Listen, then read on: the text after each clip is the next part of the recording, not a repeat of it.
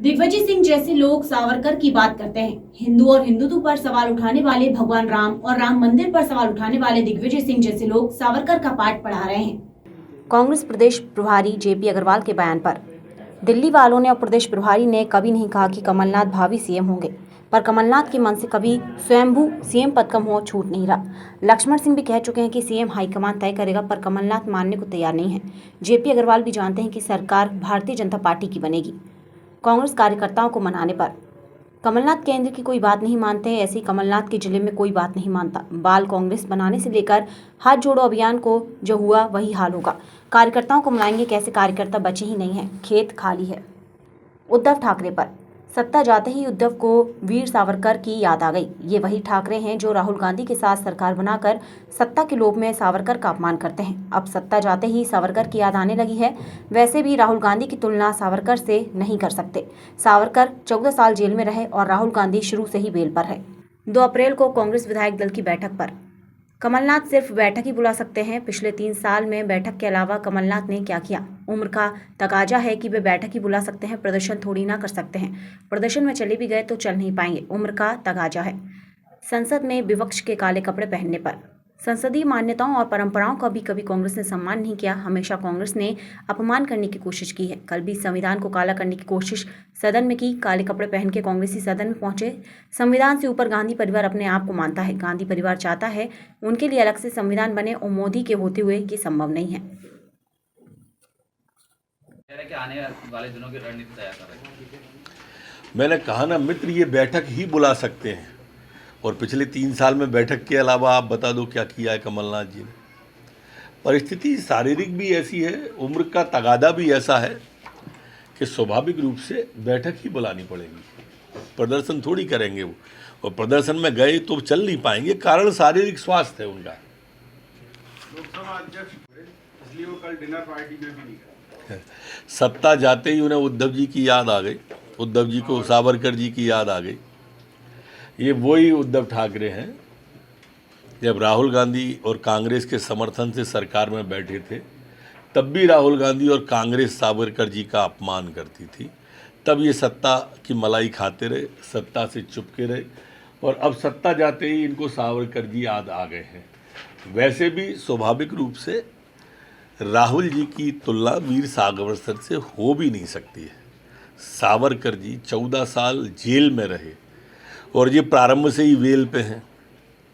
Jail और well में जो अंतर होता है वही इन दोनों में अंतर है। तो 2 अप्रैल को कांग्रेस देखिए, उन्होंने कभी नहीं कहा, दिल्ली ने भी और प्रभारी ने भी, ये स्वयंभू जनरल और अटॉर्नी की तरह से इनने अपने होर्डिंग लगवा दिए भावी सीएम के, और इनसे सीएम वाला मोह छूट नहीं रहा है।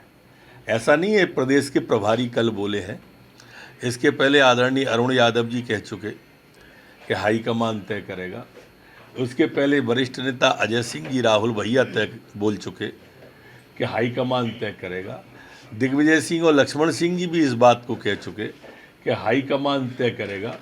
लेकिन जो हैं कमलनाथ जी, वो मानने पर राजी नहीं है।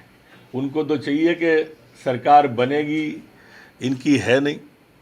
सीएम इसलिए इन्हें बनना है ही नहीं है। प्रभारी अच्छी तरह से जानते हैं कि सरकार भारतीय जनता पार्टी की ही बनने वाली है, और इसलिए वो अकारण को कबीलाई विवाद जिसे कहते हैं ना, ये किसको फिक्र थी कि कबीले का क्या हुआ, सब इस पे लड़ रहे हैं कि सरदार कौन हो। सर सनातन और सावरकर के दिग्विजय सिंह सावरकर जी की बात कर रहे हैं, बाबर के हिमायती सावरकर की बात कर रहे हैं। गजब है। जिन्होंने भगवा आतंकवाद कहा, हिंदू आतंकवाद कहा, उनके समर्थक, उनके विचारक हमको अब संस्कृति समझा रहे हैं। जो अप्रत्यक्ष रूप से और प्रत्यक्ष रूप से राम पर सवाल उठाते रहे, राम जन्मभूमि के शिलान्यास पर सवाल उठाते रहे, वो हमको अब संस्कृति समझा रहे हैं। जो हिंदू और हिंदुत्व पर सवाल उठाते रहे, वो हमारे को अब संस्कृति सिखा रहे हैं और सभ्यता सिखा रहे हैं।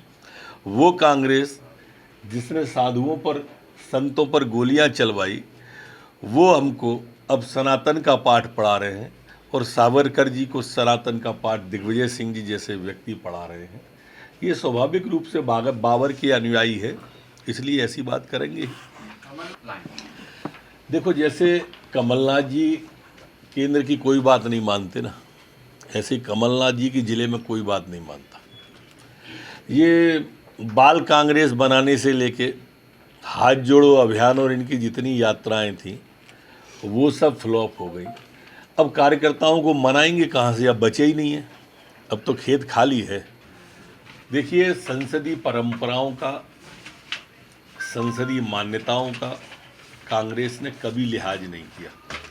संवैधानिक संस्थाओं का, संवैधानिक पीठों का कांग्रेस ने कभी मान नहीं किया।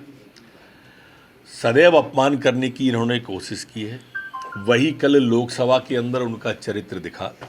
काले कपड़े पहन के आए थे तो संविधान को काला करने की कोशिश की, आसंदी की गरिमा को ठेस पहुंचाने की कोशिश की।